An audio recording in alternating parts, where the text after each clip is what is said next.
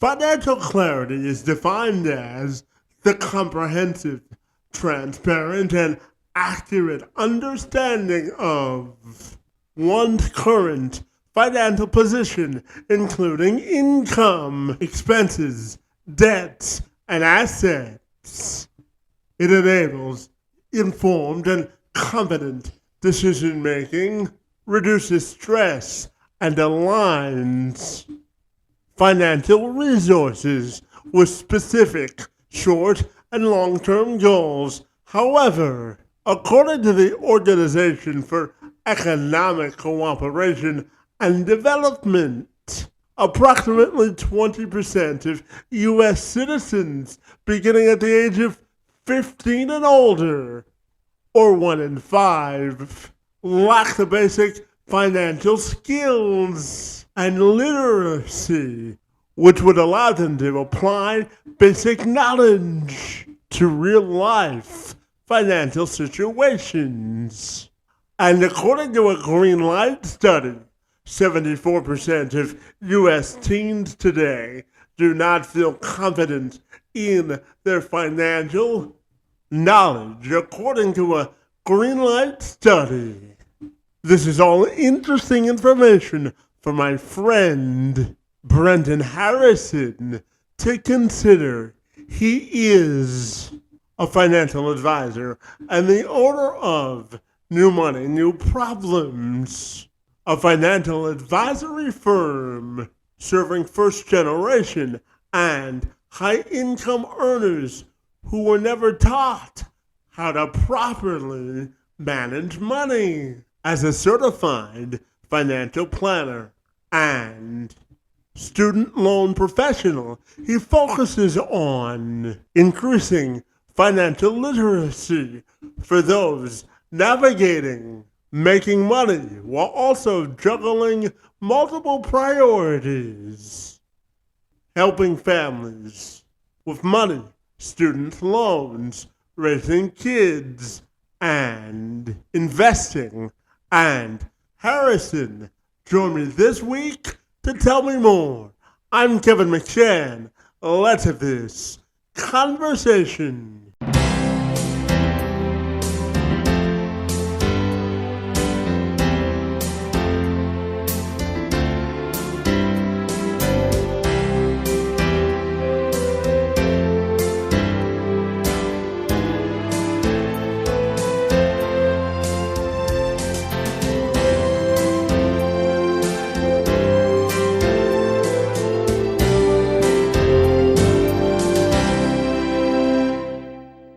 Brenton, if you're ready, my friend, I'll take a moment to welcome you to the program, and I'm super excited to talk to you all about finance this afternoon. Great to see you and happy Tuesday to you, my friend. You too. Absolutely. So, Brenton, I know that it's important for you to help first generation and high income earners become more financially literate, my friend. So tell me about the work that you do, my friend, and what makes you so fabulous. Well, to me, I grew up as a member of a household where my parents were high income earners who were the first in their family to earn what they earned. And I watched them kind of struggle with balancing some of the negative financial behaviors they brought with them from their youth, while also being in a position that nobody else in their family was in. So not really having people to talk to about that experience, and also trying to make sure that they're bringing people with them, right? So as family has needs, you help with those needs. And I just realized that that type of person has a lot on them without much help. And I wanted to be someone who could provide that help. Yeah, absolutely. And, Brendan, I'm also wondering about your thoughts on why do you think today's society is so financially illiterate, my friend? And what do you think are the steps to get them more financially literate so that they can smartly manage their money? What are your thoughts there, my friend? In terms of why there's not more financial literacy, it's not taught. It's not a subject that you will learn in most schools. So you're kind of left with hearing the perspective of people who are around you and you have no idea whether those people are bringing negative or positive experiences to the table. You have no idea whether the person that you're learning from is going to be in a similar situation to what you're in as an adult. So I think it's just very difficult to find like a source of information that you hear consistently, and whether that source is going to be guaranteed to line up with how you live your life. So it ends up with a lot of people out there in the world who are bringing stuff with them from childhood that they think they understood about money, and they're trying to, make that line up with their current experience, and often it doesn't. Yeah, and I know that you focus primarily on helping, the clients you work with also juggle their life priorities while also making sure their financial house is in order. So tell me about walking and chewing gum at the same time as it relates to, your family commitments and also making sure you can balance the checkbook. What are your thoughts on how to do that effectively, my friend? Well, first, you have to come to grips with the reality of your circumstance. There are people out there who feel like, oh, I would be financially well off if only I didn't have family who needed my help financially, or I would be financially well off if only I had an inheritance. And whatever the case may be, your current state is what your state is. So you have to come to grips with it and learn to plan through it. When I say that, an example of somebody who has family who needs their support, it may be, hey, the reality is you're going to have to support your family, but maybe we set a budget so that instead of it being a surprise when it comes up every single month, we set aside money so that there's a reserve that you can pull from in those scenarios. It also may be communicating to those family members that once you've exhausted that budget, you've gone as far as you can go without damaging your actual household. When it comes to people who feel like they don't have the background literacy or the knowledge to progress, well, that's what brought you here, but it doesn't have to be where you stay. So at some point, you have to take on the badge of increasing your literacy, but also increasing your awareness of whatever you bring to the table that makes it harder for you to progress financially. And I think that's the extra part that people don't do the work of. It's like, what negative thoughts about money, what belief systems do I have, what fear do I have that may prevent me from taking that next step? And Brendan, we've all heard the saying that it takes a village to raise kids, but I'm also wondering your thoughts on before people have kids from a financial perspective, what questions should they ask themselves to really make sure that they're financially prepared to take on that responsibility? What are your thoughts there, my friend? And that's a tough one because kids cost a lot of money, and you don't really know how much they cost for sure until they get here. So there are some basics, there's some extremes where you want to make sure that you have health insurance, right? You want to make sure you have life insurance and disability insurance if something happens in any of those scenarios. You also want to make sure that you have some reserves. When you have a child, if you're in a situation where you and your partner are both working and gainfully employed, and the paycheck, as long as it keeps coming, you'll be okay. Well, what happens if the paycheck stops coming? What happens if you need to take an extended maternity or paternity leave? What happens if for whatever reason you get laid off? So I think that in any scenario, you want to make sure that you're prepared for an emergency.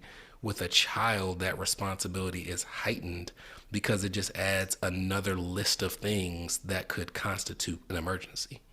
Yeah, absolutely. And as you know, unexpected expenses. I think last year, former Vice President Harris said that $400 unexpected, expense can devastate a family. So, can I ask you about planning for unforeseen expenses and how important it is to have, that financial forecast so that you aren't caught off guard if something financially comes up that you weren't expecting. What are your thoughts there, my friend?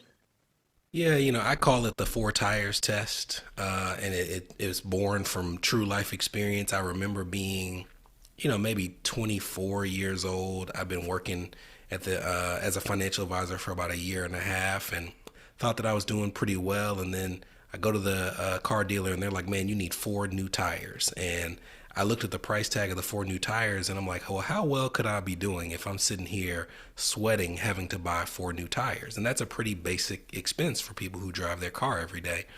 So I don't think there are many people out there in this country who, if you told them, hey, you got to buy 4 brand new tires tomorrow, they could just easily do it. But it calls to mind the importance of an emergency fund, right? That's such a basic expense. And even if you don't drive a car, there's other things in your life where, because of how expensive things are, there are just so many things that could knock you out financially without a reserve. So I tell people to try to automate as they build one. So for example, it doesn't have to be all the money in the world. Maybe it's $10 a week. And you say, instead of going to lunch and dining out 4 days out of 5, I'm going to knock it down to 3 days out of 5. And I'm going to take that money that I spend at lunch and I'm going to save it every single week. And I'm going to do it automatically. Whatever steps you can do to just build the muscle of having money going into a savings account on a regular basis, you'll start to develop an ability to build reserves. And the bigger that ability becomes, the more you can build. Yeah, absolutely. And Brendan, can I also ask you about student loans? You know, a lot of people are still paying off their student loans, and when that student loan forgiveness program was discontinued, a lot of people had to be jolted back into paying them off. So I'm curious about, when you work with people who are in student loan debt, how do you provide them sort of a blueprint to get out of it? And once they're out of debt, I'm wondering, what's the key to making sure that they know how to manage their money so they're not in sort of this debt situation again? What are your thoughts there, my friend? Federal student loan debt is one of the most complex forms of debt that you could ever tackle.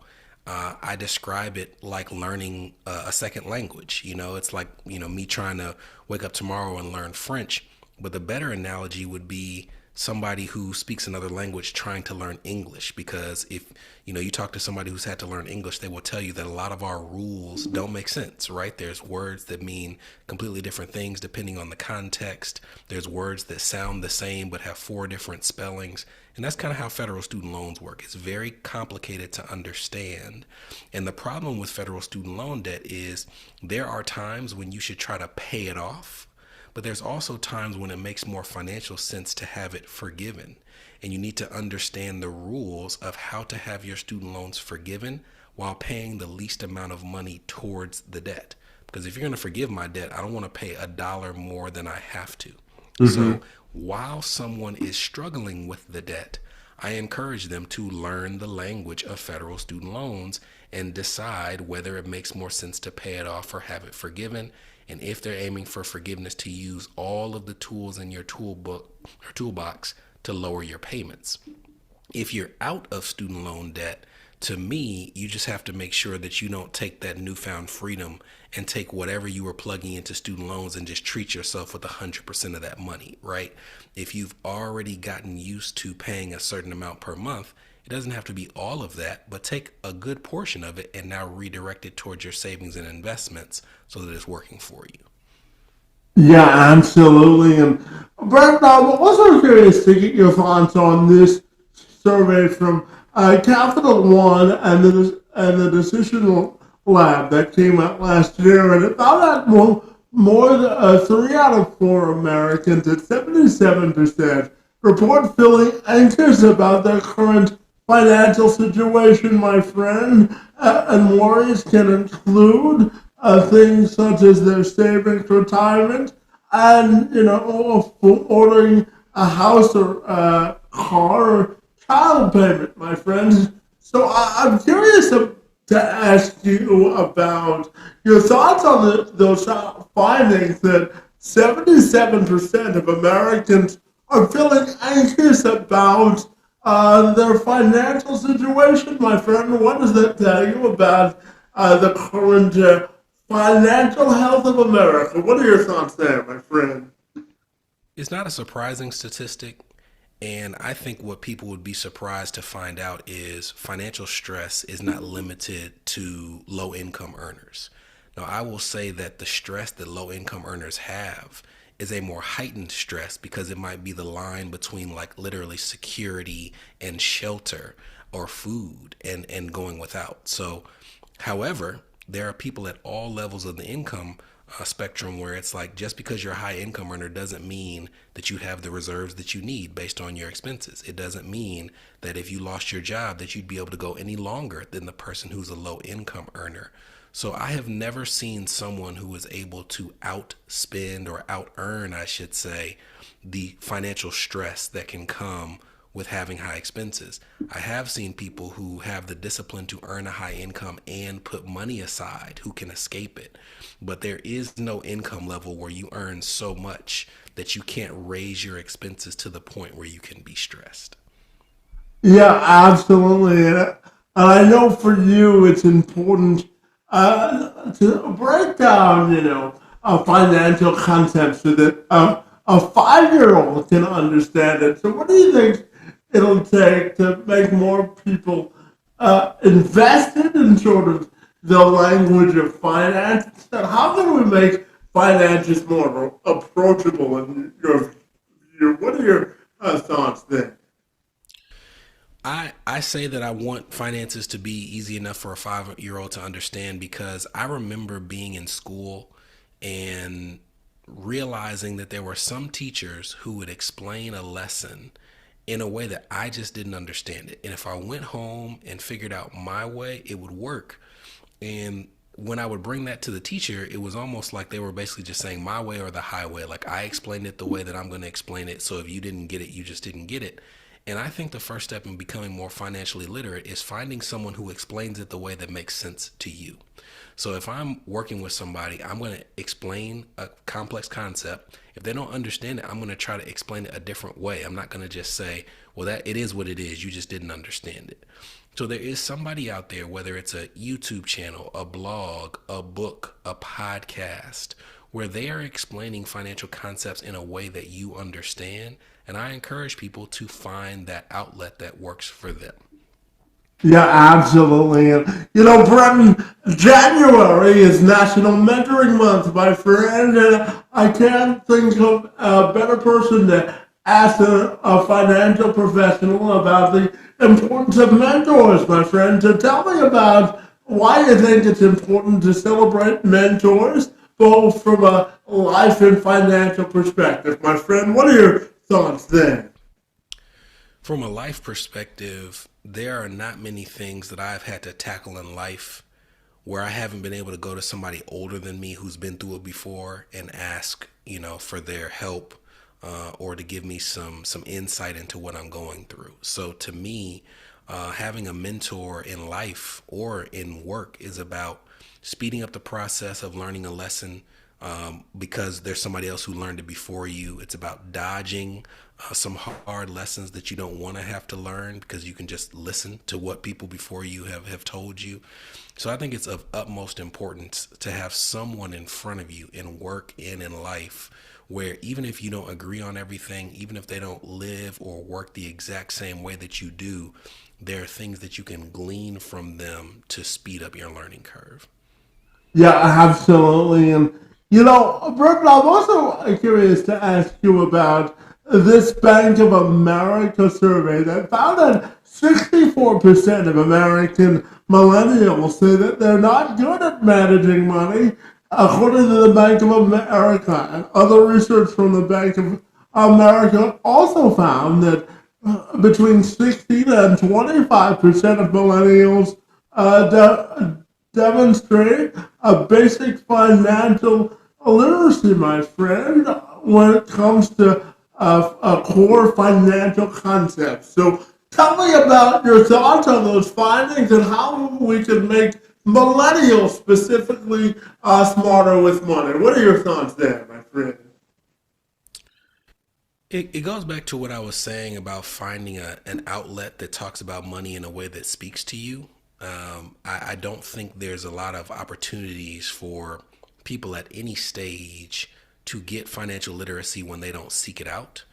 because it's just not been something that we've made important as a society, at least in this country. So there is going to have to be some self-motivation. If we're not going to put it in schools, then the person's going to have to find it on their own. And I do think that it's easy to find. The problem is whether they're finding the right sources. So I would, rather than telling someone how to find a financial literacy outlet, I would try to give them some bits of information for how they can figure out what is solid financial advice and what is, shaky financial advice. Because I know a lot of people in that age range who are heavily invested in learning about money, but they may be learning in get rich quick schemes or tax advice that's not really up to snuff. So I think it's more important to take that generation and say, here's what it means to have solid, compliant, legal financial advice as compared to something that you might see on TikTok or Instagram or anywhere else.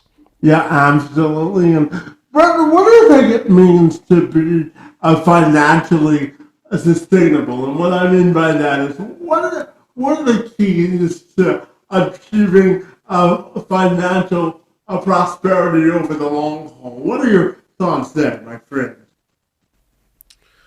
There, you have to make sure that lifestyle inflation isn't something that takes over your life. I know a lot of people who it's not how much they earn, it's how much they keep. And as soon as they start earning more, they immediately increase their expenses. So I do think there has to be some level of discipline that just says I'm earning more, but I can't continuously increase my expenses just because I'm earning more. I also think that there needs to be proper planning for emergencies. That could be emergency reserves. It could be disability insurance if somebody gets hurt. It could be life insurance if somebody unexpectedly dies.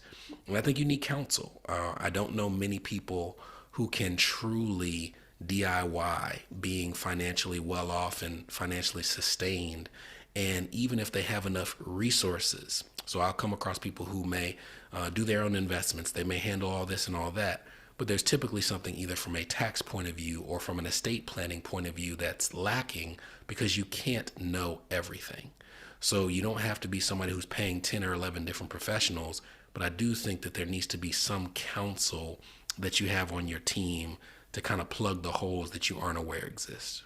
Yeah, absolutely. And, you know, going off your point of being prepared, Gallup last year found that only 32% of households in America have a working budget or use a software to prepare a budget or have it in some form of a written form, my friend. So I wonder your thoughts on how we can encourage more households to actually sit down and prepare a budget. What are your thoughts on the findings that only 32% of Americans have a prepared budget that they actually follow, my friend? What are your thoughts there? Well, I mean, budgeting is boring. So, I understand why people don't want to sit down and do it. It's not a fun exercise. I think it has more value when you talk to people about what the purpose of a budget is for them, right? Are you budgeting so that you can save? And maybe you start to get a little more motivation when you see money being put back in your reserves to feel more secure. Are you budgeting so that you can take guilt-free vacations, right? The first time that you take that guilt-free vacation, it may increase your motivation to budget more consistently. So creating a budget is literally just allocating money that's coming in the household. You have to give it a purpose. If you have a budget, that doesn't really mean anything. What is the budget trying to help you accomplish? And I think if you focus on what you're accomplishing with your budget, it would have more value. Yeah, absolutely. And Brendan, tell me, what do you think is the modern definition of financial freedom today? What do you think that means to you, my friend? I don't know what it means to others, but it means to me that I have the freedom and flexibility to pursue the passions that I want to pursue, to spend time with the people that I love on my own timeline, and not be worried about what's coming down the road financially. So it doesn't have to mean that you're sitting on a beach every single day. It could literally just mean that if you wanted to take 2 weeks off to spend some extended time with your family, you have the flexibility to do it. It could mean that if you are working a job that you hate and it's damaging to your mental and physical health, that you can leave that job and not stay there because you're worried that if you leave, you won't be secure. So it's going to change for every person, but for me, financial freedom just means options and options without worry. Yeah, absolutely. And Brendan, I'm also curious to get your thoughts on this 2025 survey from the Federal Reserve Buddy. And they did a survey last year on affordability, and it found that only 6% of American households believe that they can afford, the basic living expenses of life, my friend. So why do you think America is becoming so expensive, first of all, and how do you think we can work together to address the idea of making things more affordable? What are your thoughts there, my friend? I'm a little pessimistic. I don't know of a democracy where prices aren't increasing. So like I don't know that there's much hope for like making things more affordable. To me, making things more affordable implies that like prices are going to reduce. Now, if you're saying making things more affordable means that incomes could increase, I'm all for it. I think there's going to be a base level where at a certain point you have to confront that you're not earning enough money. Now, if you get to the point where the amount that you have to earn just isn't reasonable, that's a different scenario. But I think too much is made of, how much is the price of eggs? Now, can the price of eggs be ridiculous? Absolutely.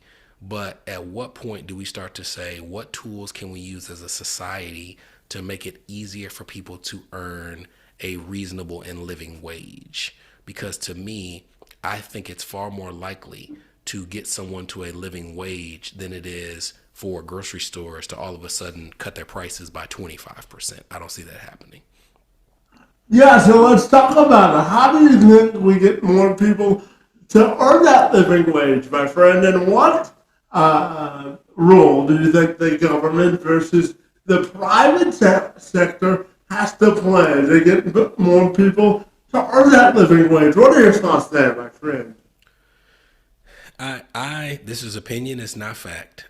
As an entrepreneur, I have to lean very heavily on my ability to form a network of people who can support me, who can support my business, and who I support as well.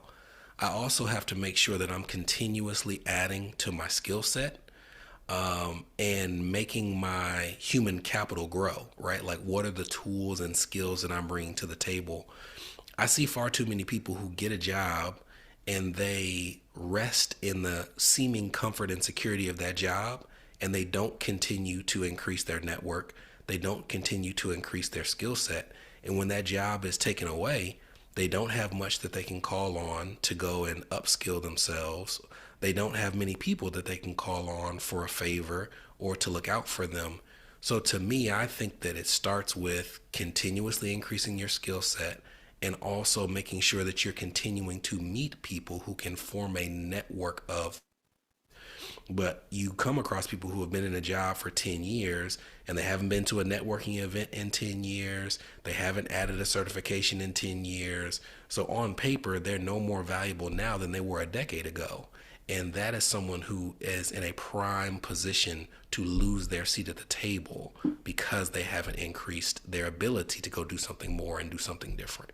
Yeah, absolutely. And Burton, I'm also curious to ask you, before people get married, a lot of people like to get married because they're in love and they believe that they're going to uh, be together forever, obviously. But I'm wondering about the financial questions you should ask yourself and your partner before you get married and combine your finances, my friend. What are your thoughts there? Well, I got married young, so there's a lot of conversations that we should have had but didn't know to have financially. I wish that we had asked each other more questions about how we grew up around money, right? What was our parents' philosophy? What was our grandparents' philosophy? What did we see? What did we hear when it comes to money? I wish that we had had conversations about how we're going to manage it together. Are we going to keep separate bank accounts? Are we going to have separate bank accounts but one joint account? Are we going to have all joint accounts? How are we going to manage a budget? I think there's a lot of philosophical questions that you need to ask yourself and your spouse before you get married.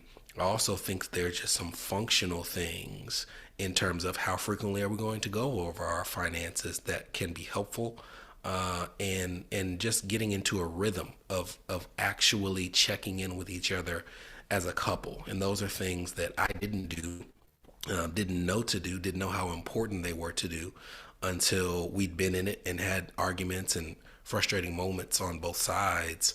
But to me, it's definitely something that needs to be at the forefront of the conversation.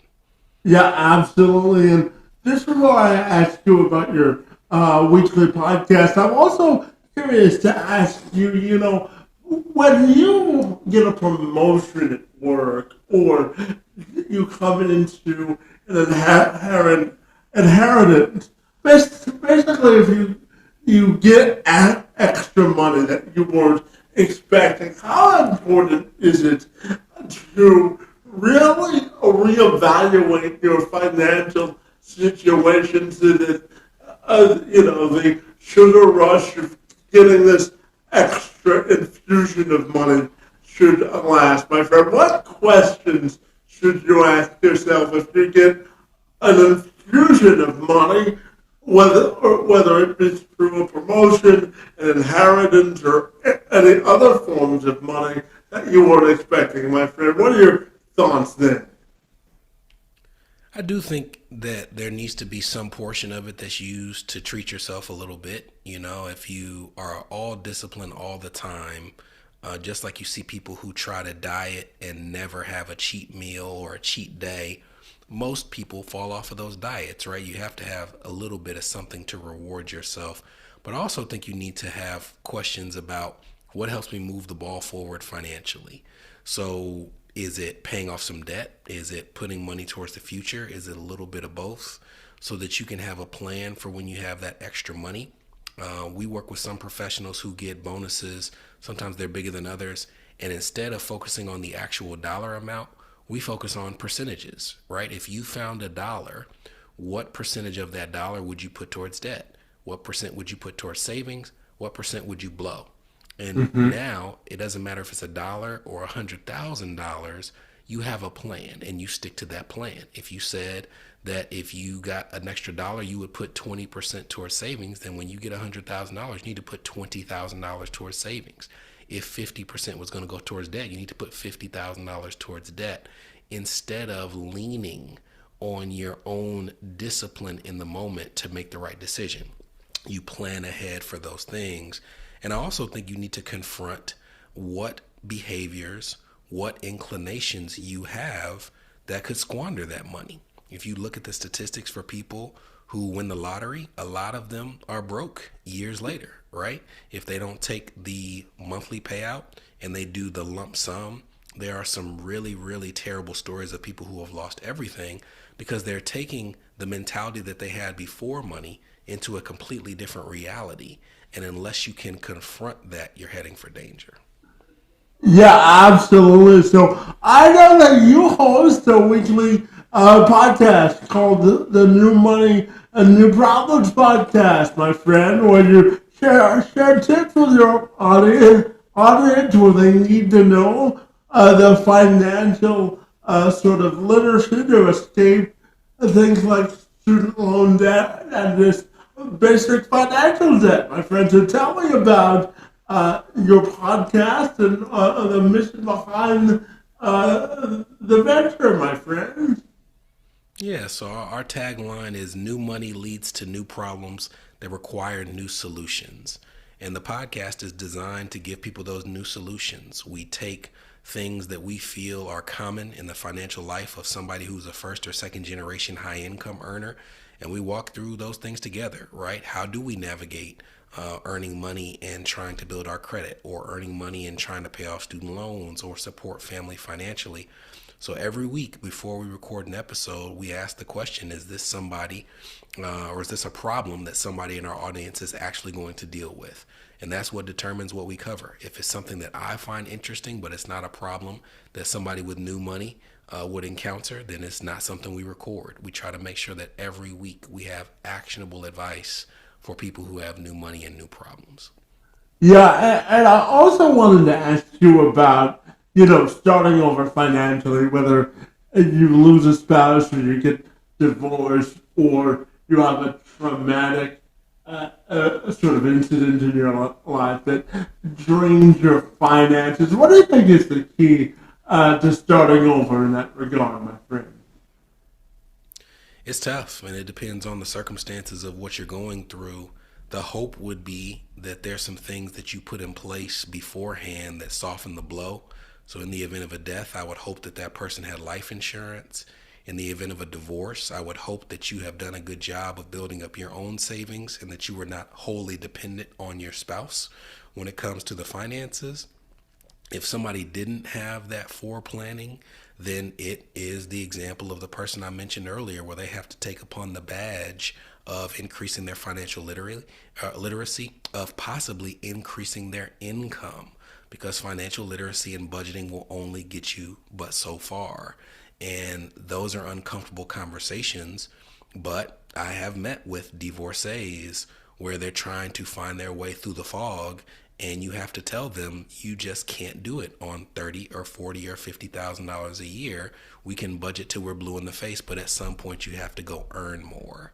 So there are some unfortunate realities that come with situations like what you're describing, but sometimes the answer is in the financial literacy. Sometimes it is in the mentality of taking an increased interest in your finances. Sometimes it is the confrontation of the reality that you have to go earn more. Yeah, absolutely. And, Brendan, I'm also curious to ask you about, student loan borrowers because, the Urban Institute, they did a study last year that said that approximately 1 in 5 Americans who are student loan borrowers are behind on their repayments since the pandemic, my friend. So I'm curious about your thoughts on why you think so many people are in student loan debt and the key to making sure that they can see the light at the end of the tunnel, my friend. What are your thoughts on the findings that nearly 20% of Americans are in student loan debt, and what would be your message to them as they navigate through this time, my friend? Well, in this country, the way that college or higher education is marketed is that it's required to earn a high income. And the statistics do back up the fact that people who earn higher degrees earn a higher income.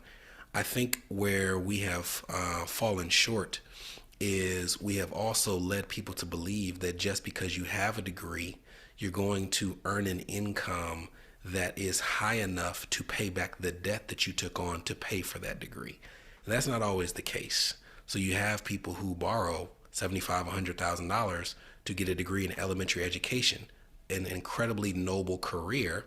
But then if they go and earn $40,000, $50,000 and they have to pay back $100,000 worth of debt, they can feel used when they're sitting in that new reality and nobody told them the cost of that degree.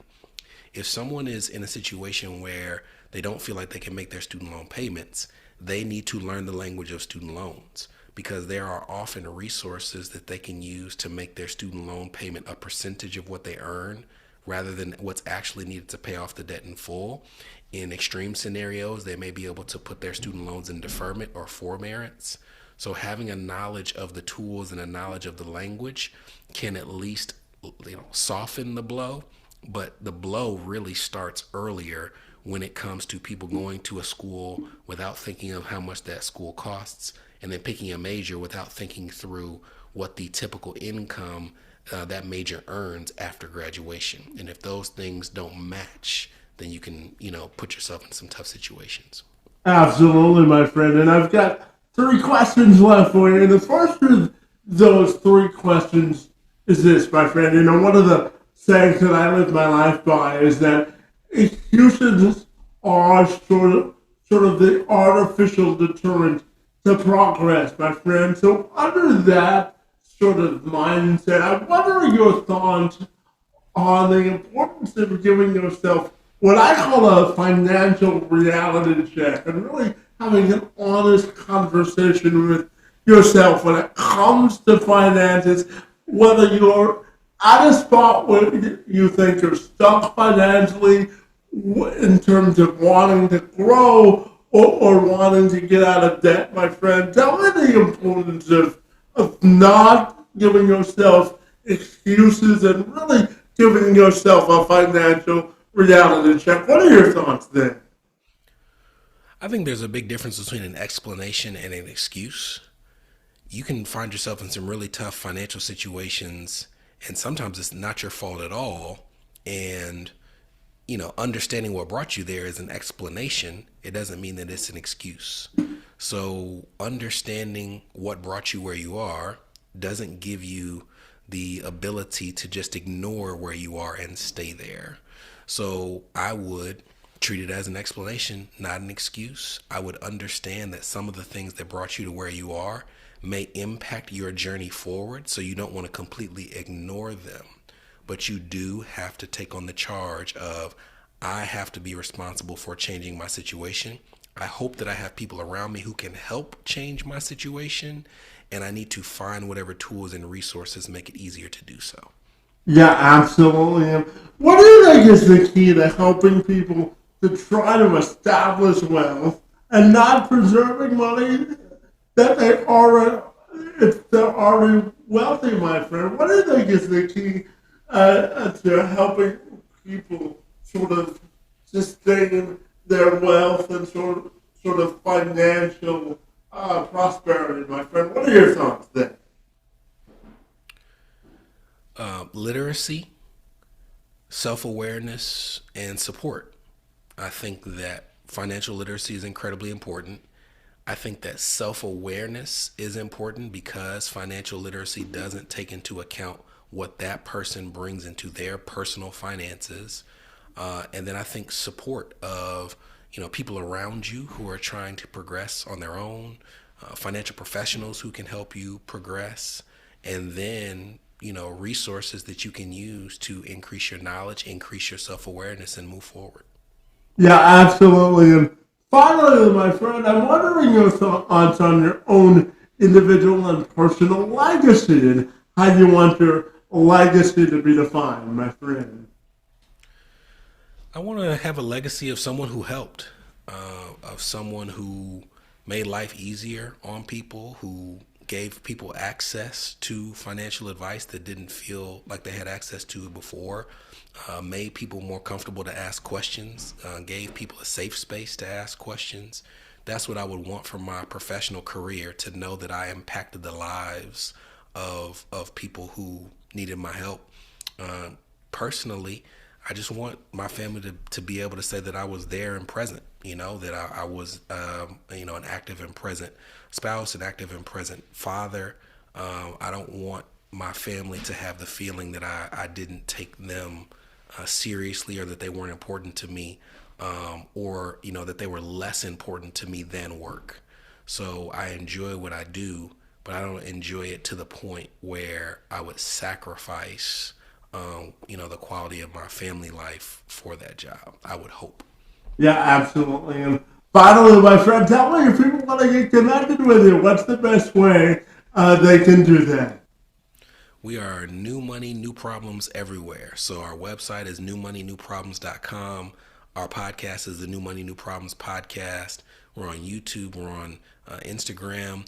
The easiest place for people to get all of that information, including a private podcast feed that we have for people in our community, where we have unreleased episodes and extended episodes, is newmoneynewproblems.com/subscribe. Well, fabulous, Brenton. I really want to thank you for your work in elevating the financial literacy of Americans, and I want to thank you for engaging in conversation with me this afternoon all about finances, my friend. Your time on my behalf and work in your field is most appreciated, and I want to Thank you for being here, my friend. Thank you. Thank you for having me.